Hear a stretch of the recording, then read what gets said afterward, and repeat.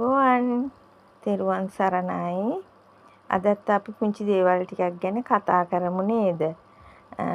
අපේ පුංචි දුවල පුතාලා වැඩිහිටියෝ ඔයාලා ගැන දැන් කතා කරන්නේ මම අද මේ දහම් පාසල්. දැන් ගොඩක් දරුවෝ දහම් පාසල් යනවා. සමහර දරුවෝ දහම් පාසල් යන්නේ නැහැ. ඉතින් අපි දහම් පාසල් දරුවෝ අරින්න ඕනේ. මොකද දහම් දැනුම ගන්න, ඒගොල්ලන්ට ධර්මයේ යන්න හොඳ නරක ඉගෙන ගන්න අපි දහම් පාසලට අරින්න ඕනේ. හැම පන්සලකම දහම් පාසලක් තියෙනවා.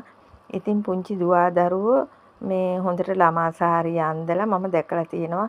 හරි ආසයි ඉරිදට මේ පුංචි දරුවෝ යනවා දකිනකොට හරි විනයානුකූලව ඇඳුම් ඇඳලා යනවා.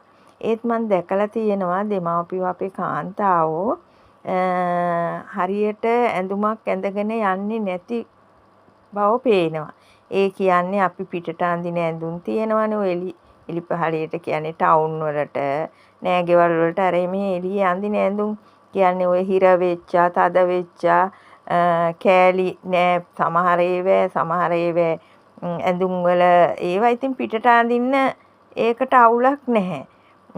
දැන් දහම් පාසල කියන්නේ පූජනීය ස්ථානික පන්සලක තියෙන එකක් නේ. එතකොට අපි විශේෂයෙන්ම එහෙම තැනකට යනකොට මේ පිළිවෙලට යන්න ඕනේ නේ. ටිකක් දිගට අඳින්න ඕනේ. මොකද දරුවත් එක්කනේ යන්නේ. දරුවගේ ආත්ම ගරුත්වයටත් ඒක හරි නැහැනේ.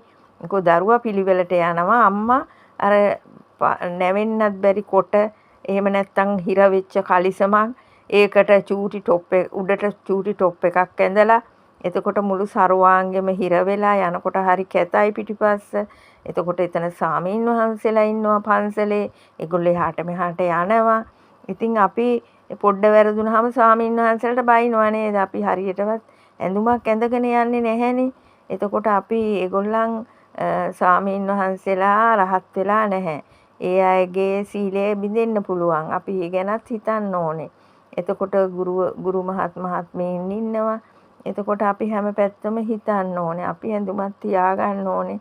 පන්සලට යනකොට, දහම් පාසලට, දානයකට යනකොට පිළිවෙලකට ඇඳුමක් ඇඳින්න හැමෙන් හිර වෙච්ච අඳින්න නැතුව දෙමාපියෝ වශයෙන් අපේ ආත්ම ගරුත්වය අපි රැක ගන්න ඕනේ නේද? දරුවගේ ආත්ම ගරුත්වය රකින්න ඕනේ. ඉතින් ඒකයි මම ගොඩක් වෙලාවට මේ අද මේ වීඩියෝ එක කරන්න හිතුවා. මම දැකලා තියෙනවා එහෙම. අපිටත් ඉතින් එහෙම දැක්කහම අපිටත් මේ ලැජ්ජයි වගේ අර ඒ අය හිතන්න නැතුව දෙමව්පියෝ එන්නේ ඒක හිතන්න ඕනේ.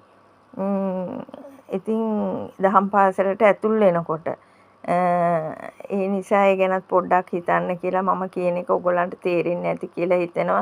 ඒ වැරදීම් වෙනවා අඩුපාඩු වෙනවා. අපි ඒව හදාගෙන ඉදිරියට යන්න ඕනේ.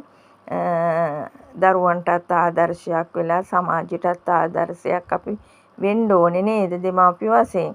එහෙනම් මේ මාව සබ්ස්ක්‍රයිබ් කරලා එතකොට ලයික් කරන්න, ෂෙයා කරන්න, කමෙන්ට් කරන්න. තවත් මේ වගේ වීඩියෝ එකකින් හමු වෙමු. ගිහින් එන්නම් තෙරුවන් සරණයි.